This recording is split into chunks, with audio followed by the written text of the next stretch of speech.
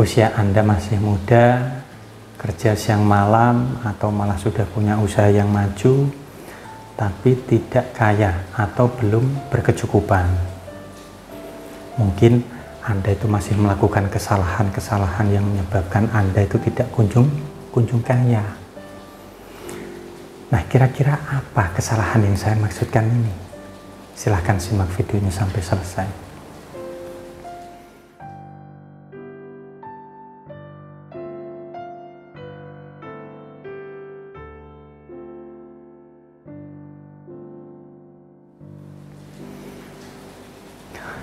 Assalamualaikum warahmatullahi wabarakatuh. Salam bahagia, semoga hanya kebaikan yang selalu menyertai kita semua. Amin, amin, ya rabbal alamin. Ya, di era sekarang ini, untuk memiliki finansial yang mapan, itu memang tidak harus menunggu usia yang matang. Ya.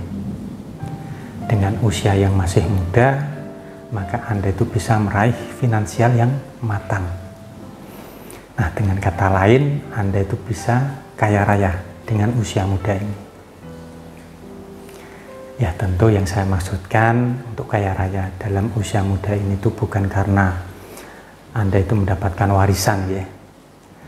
Tapi memang karena kerja keras dan kerja cerdas. Nah, silahkan Anda bisa lihat di sekeliling Anda, pasti sudah banyak para pemuda ya dengan usia 20 tahunan, bahkan belum mencapai 20 tahun, tetapi sudah berkecukupan kehidupannya. Namun tidak sedikit juga ya, para pemuda yang sudah bekerja keras, sudah kerja cerdas, ya, punya usaha yang besar, atau sudah memiliki karir yang cemerlang, tapi tidak kunjung kaya. Padahal jika dilihat sekilas dan di logika, ya tentu harusnya itu sudah berkecukupan. Nah, tapi faktanya finansialnya itu masih terseok-seok. Bahkan hutang juga di mana-mana. Nah, ya, di kesempatan kali ini saya akan share ya, ada penyebab-penyebab Anda itu masih belum mapan, padahal pekerjaan atau usaha Anda itu sudah berkembang pesat. Nah, langsung saja untuk penyebab pertama adalah pemasukan pesat, tapi pengeluaran juga lebih besar. Oke lah. Mungkin gaji atau untung usaha Anda ini 20 juta per bulan ya. Nah, ini tentu sudah sangat lumayan. Tapi ternyata pengeluaran Anda itu lebih dari 20 juta per bulan. Ya, mau diakali bagaimanapun ya, Anda akan tetap kesulitan secara finansial. Lalu penyebab yang kedua adalah asal menabung. Ya, asal menabung saja, bukan investasi. Yang Anda hanya menabung uang di bank dalam bentuk cash. Ya. Tidak berupa deposito, reksadana, saham, tabungan emas, atau bentuk investasi lainnya. Nah, Anda hanya menyimpan uang cash. Yang ini sekilas, tapi Anda itu tahu sendiri ya. Meskipun nilai nominalnya itu bertambah, ya, belum tentu aslinya bertambah ya, karena tergerus inflasi dan lain sebagainya, maka nilai uang tersebut itu malah merosot gitu ya. Saya contohkan ya, Anda 2 tahun yang lalu ya, Anda menabung uang 100 juta misalkan ya, mungkin dengan nilai 100 juta ini Anda sudah mendapatkan tanah 100 meter persegi di waktu 2 tahun yang lalu misalkan ya. Nah, sekarang ini tabungan Anda itu sudah 200 juta ya. Tapi jika dibelikan tanah sekarang, mungkin hanya mendapatkan tanah ukuran 50 meter persegi. Nah, sampai di sini Anda paham ya, nilai uang bertambah tapi faktanya justru berkurang.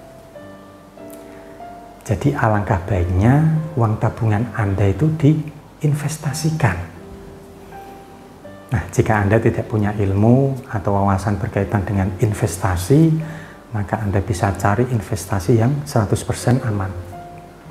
Ya, seperti beli emas, tanah, atau reksadana. Nah, kemudian penyebab yang ketiga, tidak menciptakan backup dana sendiri atau tidak punya modal cadangan.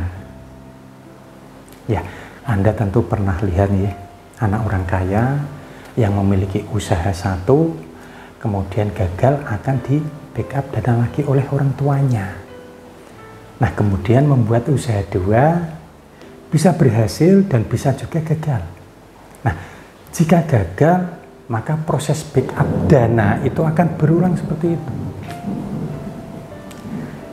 Nah, untuk Anda yang bukan anak orang kaya misalkan ya, Anda bisa membackup diri Anda sendiri dengan persiapan modal cadangan, atau dana darurat. Nah, dana darurat ini dari mana, Mbak? Ya tentunya dari laba atau untung yang Anda sisihkan tadi. Ya, Anda wajib menyisihkan keuntungan untuk dana darurat ini. Karena satu waktu jika usaha Anda itu ambruk, ya, maka Anda itu masih punya dana cadangan tersebut. Jadi jangan cari alasan lah ketika bangkrut tidak punya dana darurat.